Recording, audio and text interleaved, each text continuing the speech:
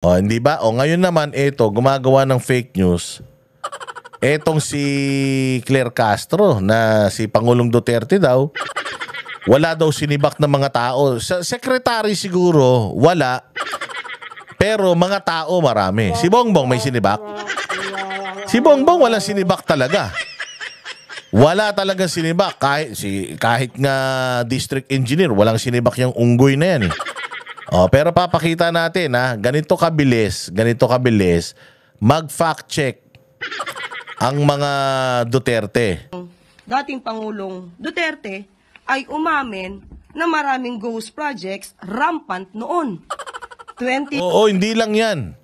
Marami ring mga adik, pusher, smuggler. Madami. Okay? Katulad ng sinasabi ko, first order of business ng Malacanang, tanggalin ang Presidential Anti-Crime Commission. Ano pa yung ginawa ni Duterte na binago nila? Noong panahon ni Pangulong Duterte, lahat ng mga smuggled na mga luxury items, hindi lang luxury vehicles, luxury items, lahat ng mga smuggled ang ginagawa ni Pangulong Duterte. Noong mga panahon, Pinoy, Erap, Gloria, kapag may mga smuggled, ang ginagawa nila, pinapa-auction nila. Sa mga, hindi natin alam. Ako sa tanda ko na to, hindi pa ako natawag kahit isang beses para umattend ng auction dyan sa Bureau of Customs. So yung Bureau of Customs nag-iimbita yata ng kung sino yung a-attend doon sa auction. Ngayon, ang bali-balita, yung nagpa-deliver, halimbawa itong cellphone na to, galing sa ibang bansa, pinadeliver ko sa Pilipinas.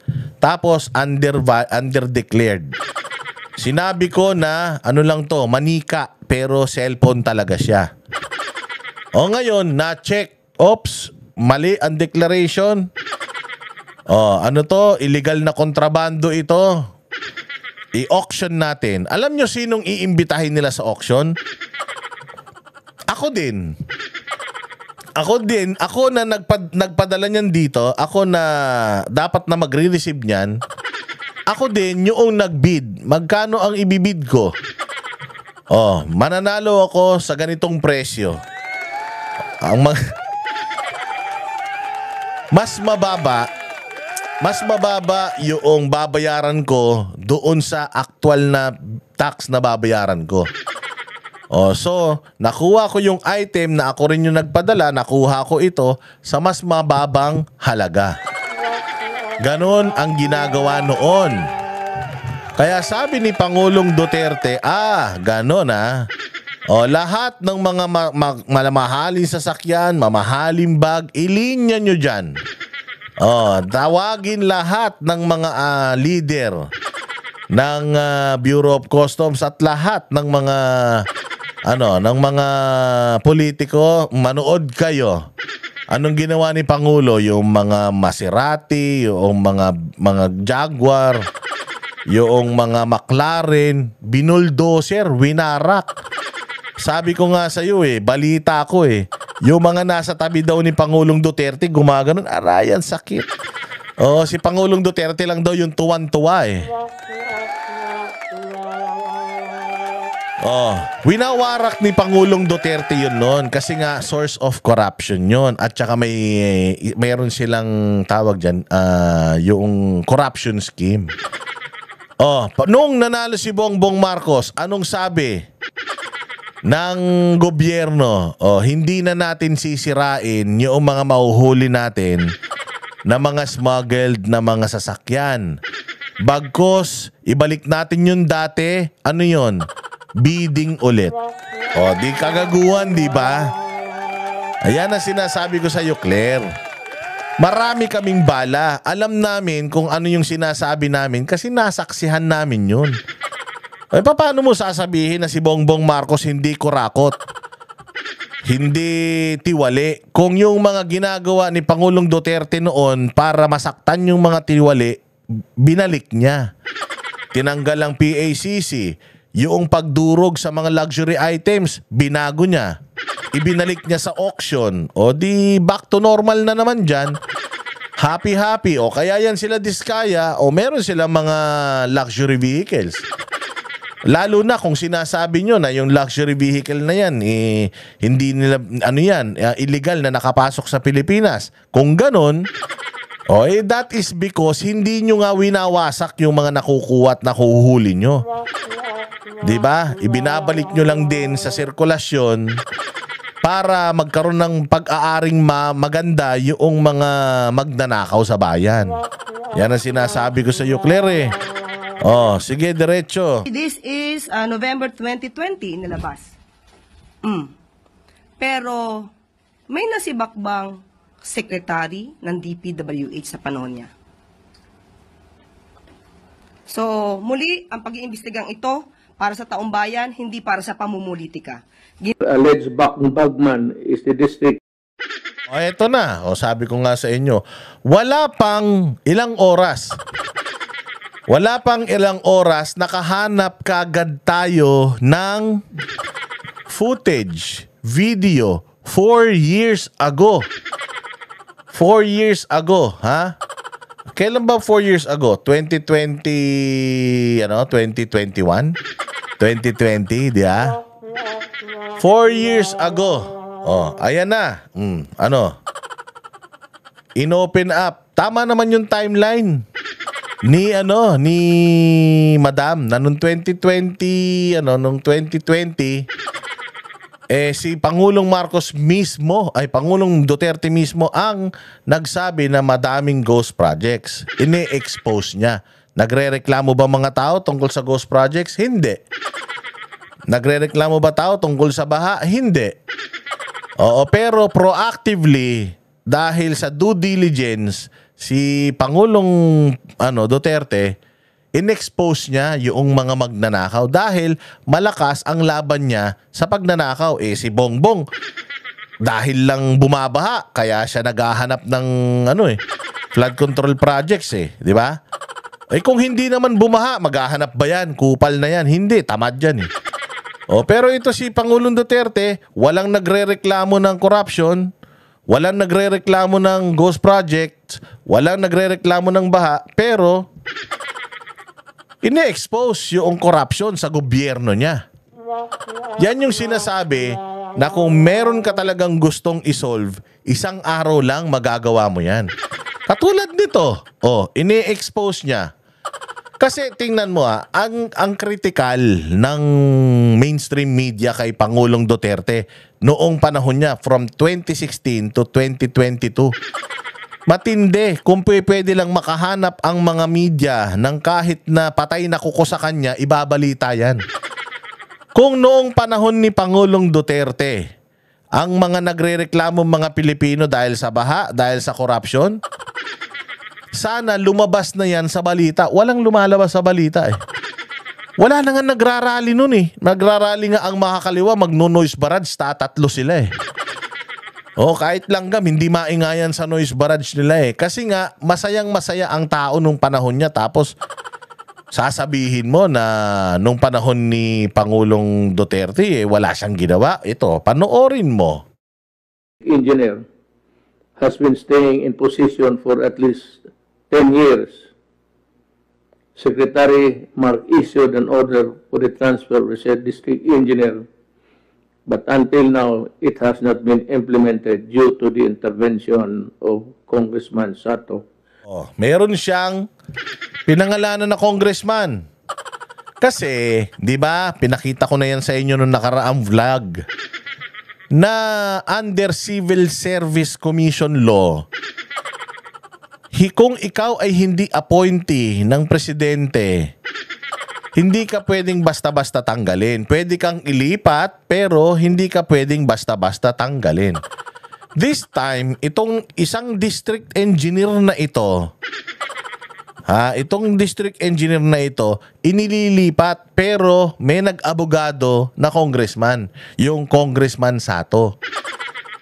Binabanggit ni Pangulong Duterte yung pangalan ng district engineer, binanggit din niya yung pangalan ng congressman. Si Bongbong, may mga nabanggit bang mga pangalan? Wala. Nga. Kaya wag mong ikukumpara, Claire. Ganito gawin mo, Claire. Wag ka kasing magkukumpara, lalo na kung yung kinukumpara mo doon sa bulok na isda, mamahaling tuna. Parang ikinumpara mo yung ampalaya sa mansanas eh. Si Bongbong yung ampalaya, si Duterte yung mansanas. Masarap yung mansanas. Yung ampalaya, kahit ipukpok ko sa ulo mo yan, ampalaya pa rin yan. Mapait pa rin yan.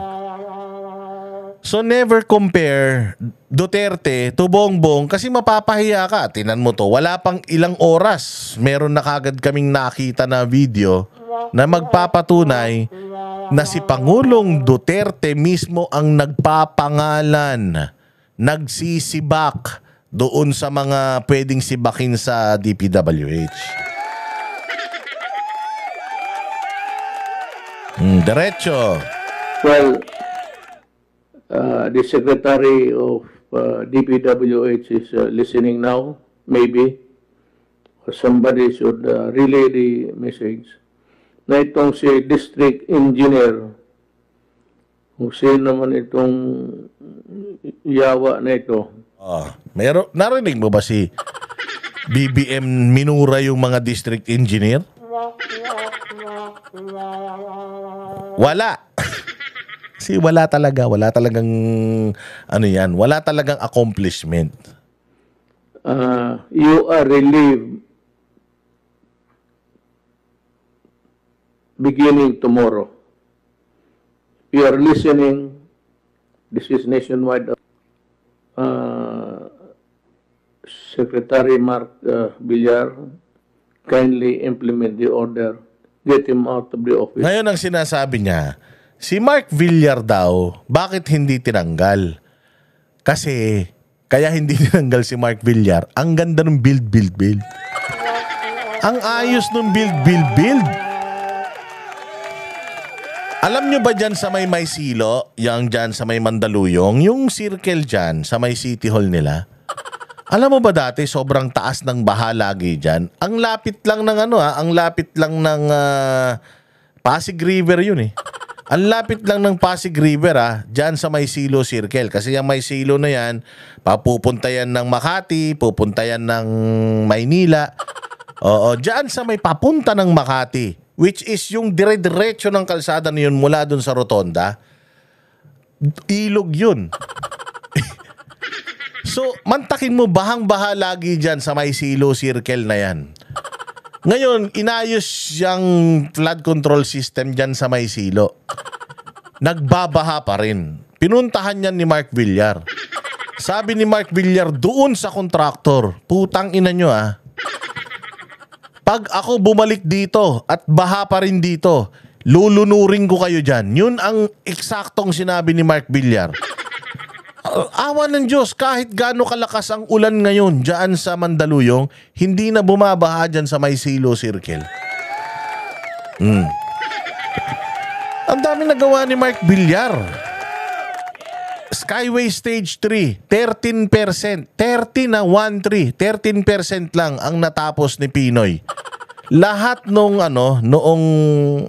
tawag dyan, yung right-of-way issues, 87% si Pangulong Duterte ang lumarga. Naayos lahat yung mga right-of-way issues. Nagawa yung Skyway Stage 3 mula Bulacan hanggang South Luzon Expressway. Konektado na. Ano pa? Yung coastal, hindi coastal road eh. Yung dyan din yan sa may Mindanao Avenue, yung ang lapag mo, pagbaba mo, doon na sa Nagtahan. Pagbaba mo sa port area na. Parang port, ano yata yan eh. Port of the Philippines Highway, something like that. Basta yun. Naayos din yan noong panahon ni Pangulong Duterte. May right-of-way issues? Oo. Pero nagawa niya ng paraan. Yung mga highway, yung mga dyan sa Tiplex hanggang Rosario, Pangasinan na. Dati, nung panahon ni Pinoy, hanggang Luisita lang yan. Di ba? Tapos, dyan naman sa coastal, yang coastal, dyan sa coastal. Hindi ba? Ang ganda na ng coastal road. Tapos, meron na ring CCLEX, yung papunta ng, CCLEX ba yun? Hindi, CCLEX yung papunta Nueva Ecija. Meron na yun. Meron pa yung mula Cavite, papunta ng Tagaytay. Cavitex. Karoon pa ng Cavitex. Tapos tingnan ninyo, dati, dyan sa expressway. Sa expressway noon, sa south, ang daming toll gate, di ba? Ngayon, isa na lang, dulot-dulo na lang. Ang dami nagawa ni Mark Villar. Although private yung mga yan, pero may may tulong ang gobyerno dyan. At ang daming mga highway, hindi lang dito sa Pilipinas, coastal roads, ang dami. Hindi lang sa Davao, madaming mga nagawang proyekto si Mark Villar. Ba't mo tatanggalin? Gaga ka ba? Tatanggalin mo si Mark Villar, ang ganda-ganda ng performance. Iilan lang yung mga bulok. Kaya nga yan, sinasabi ni Duterte, eto yung mga bulok. Tanggalin natin yung mga bulok. Anong kadramahan yan? By tomorrow, noon time, former District Engineer Lorna Ricardo has been removed from her post due to the expose made by Commissioner Greco Belica regarding the involvement de Ricardo in corruption activities being perpetrated in your province. You are to report tomorrow to the office of the secretary. You are relieved. Marlen Ingolio, district engineer, pati si district engineer, kaya pala sabi ko, sige ako basa district engineer pala itong yawa na ito. District engineer Divinadera, Ramon Dinavera, pati Marim. Yan mantakin mo yan. Sinasabi niya yung mga pangalan, sinisibak niya on live TV. Hindi kayo nahihiya niyan? Si Bongbong. Isang taon nang bumaha simula nung sona niya last year. Baha. Ngayon lang gumagalaw. Sa tagal-tagal na, nagbubuo pa rin. Anong binubuo niyan? Muta.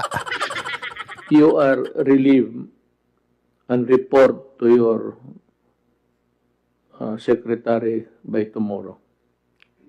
District Engineer Ana Lee Manzano, Misamis Occidental, First District, First Engineering District, and District Engineer Caroline Abinales, OIC, Misamis Occidental, Second District Engineering Office. You are relieved, ma'am. Tomorrow, District Engineer Edeta Babaran, Isabela Third District Engineering Office. District Engineer Edmundo de Luna, Isabela. Ayan, ganito kasi Claire Castro para sabihin mo manood si Bongbong kung paano ginagawa ni Duterte. Hindi yung puro siya podcast ng podcast, para siyang tanga Oo, parang bata, masyadong umupo. Tapos gamitin yung confidential funds niya, yung Intel funds, maghanap ng ghost projects. Tapos yung ghost project ikonekta sa contractor. Tapos kung sino yung district engineer na pumirma na kumpleto ito. At kung sino yung amo ng district engineer. Ganito gawin. Ghost Project A, itong contractor, si Diskaya. Tapos, ang district engineer, ito. Kayong dalawa, Diskaya, yung kumpanya mo at saka ikaw, district engineer kasama yung regional engineer. Lahat kayo sibak. Ganun, ikaw, Poncio Pilato. Lahat kayo sibak. Ganun lang yun. Tanggal kayong lahat. Kung kaya niyang gawin. Di ba? Nakapag-produce siya ng listahan eh. Dapat kaya rin niya mag-produce ng mga flood control projects at yung mga respective people na nakakonekta doon sa ghost project na yun. Tanggalin mo. Katulad dito, live. Ito, sinibak ni Pangulong Duterte yan saan? Habang siya ay yung ano to yung Talk to the Nation to. Yung alam ko, tuwing Martes to eh. Sinibak niya dyan. Kayang gawin ni Bongbong yan. Pag nagawa niya yan, magaling siya. Pero wala pa kang pinapangalanan ng district engineer. Walang tinatanggal na district engineer. Ang nagtatanggal ng district engineer ngayon, Kongreso pa ang nagpapasuspend, hindi mismo yung taga DPWH. Anong ibig sabihin yan? Kinukonsinte. Baka kasabwat. The 4th District Engineering Office. District Engineer Ireneo Galato, Benguet, 1st District Engineering Office. District Engineer Romelda A. Bagasan, Benguet Engineering Office. Itong mga engineer na I mentioned, just for good measure, they're the same. I do not condemn you. I give you the presumption of innocence, just like the congressman. It so happens that your name was cropped up during an investigation. Now, I would like to ask Secretary Villar to give me the list of all district engineers and the districts they are assigned all over the country. I will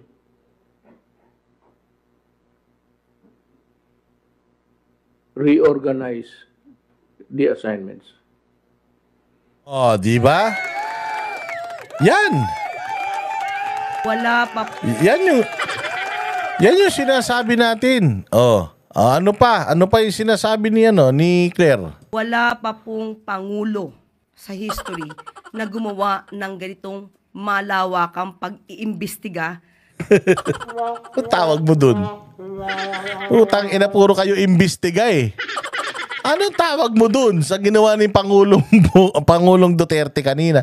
Hindi lang investigasyon yung puta, sibak agad. Ano pang kailangan mong imbestigahan, putang ina niyan?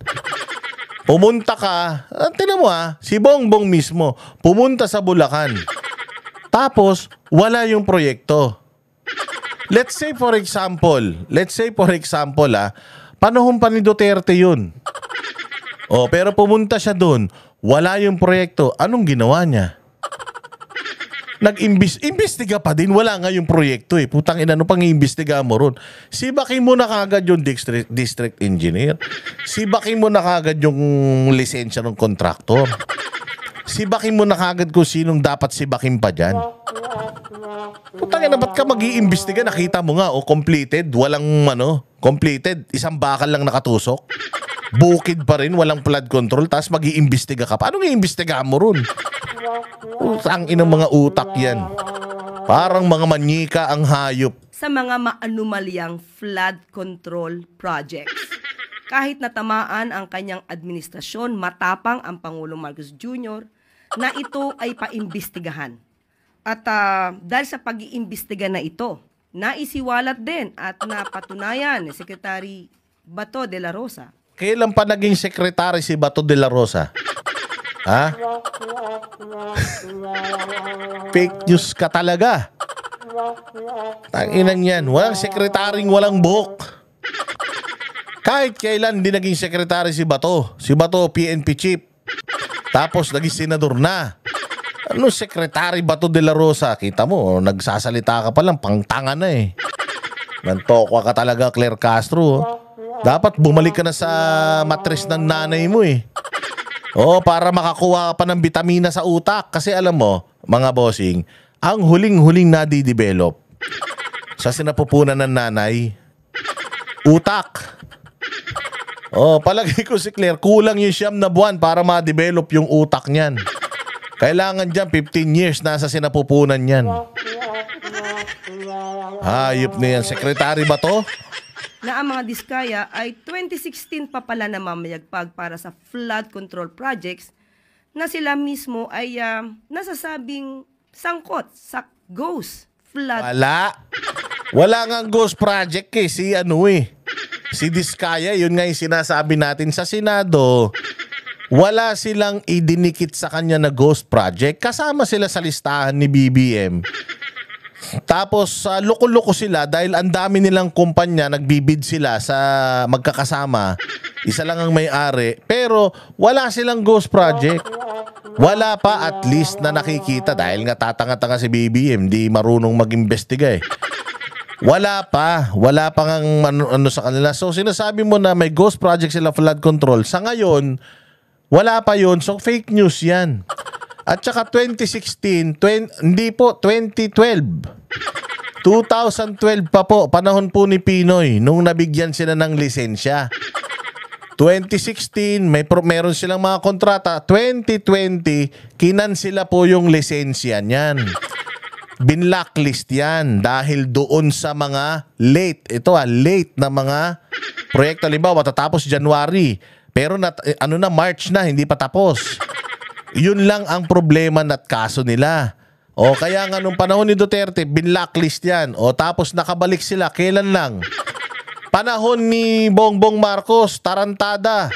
Alam mo ba na si Diskaya tumakbo pa nga sa ticket ni Bongbong, putangina mo ka? Diba? Sumumpa pa yan.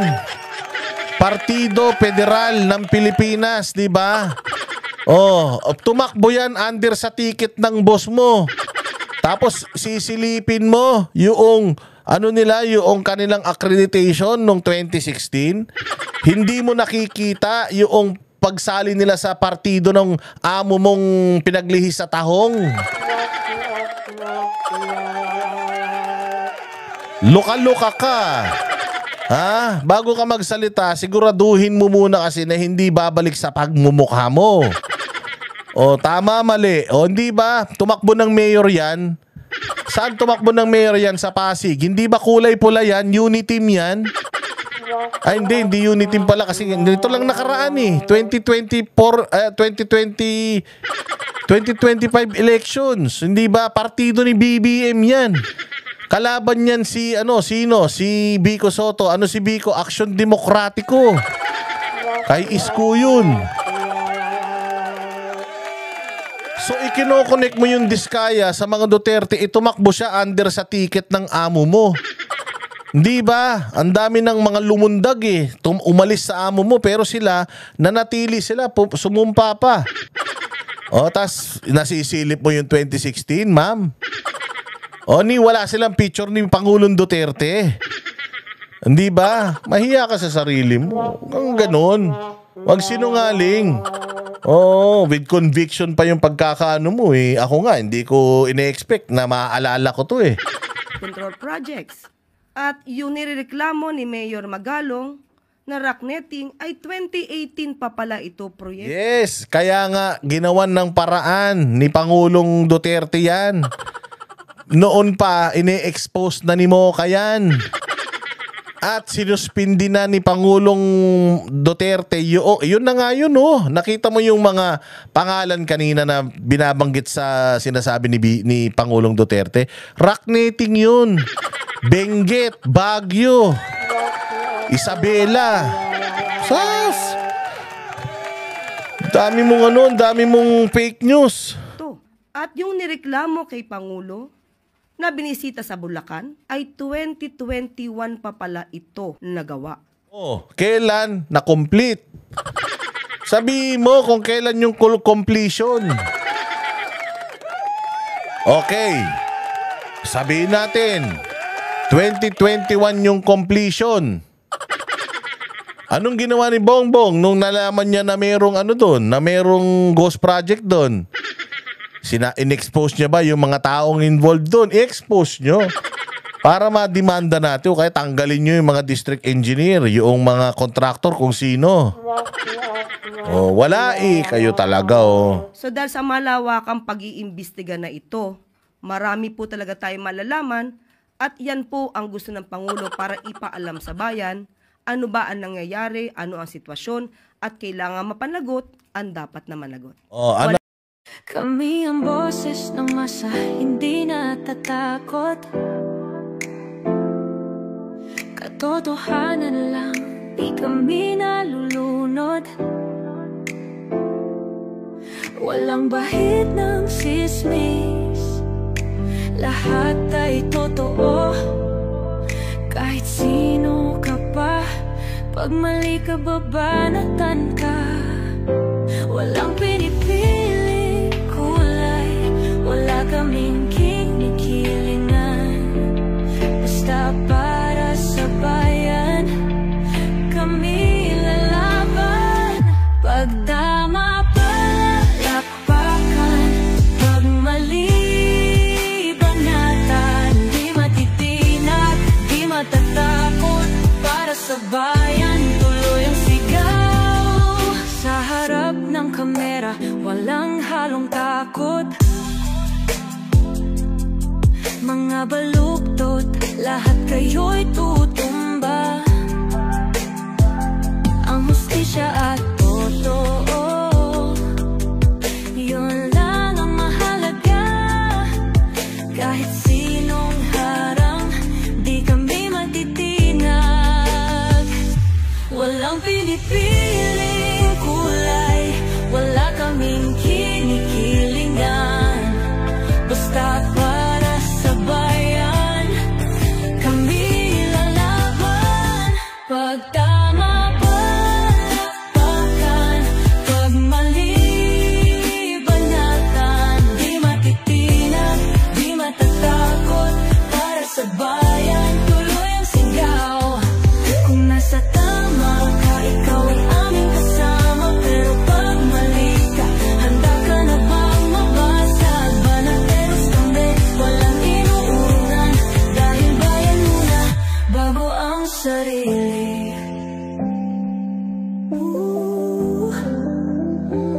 Bago ang sarili.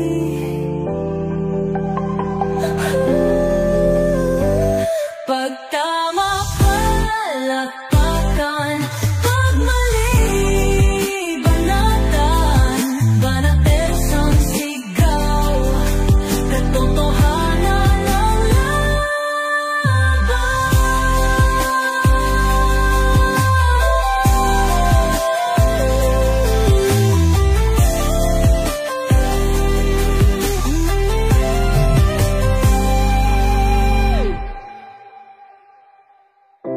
sa harap ng kamera,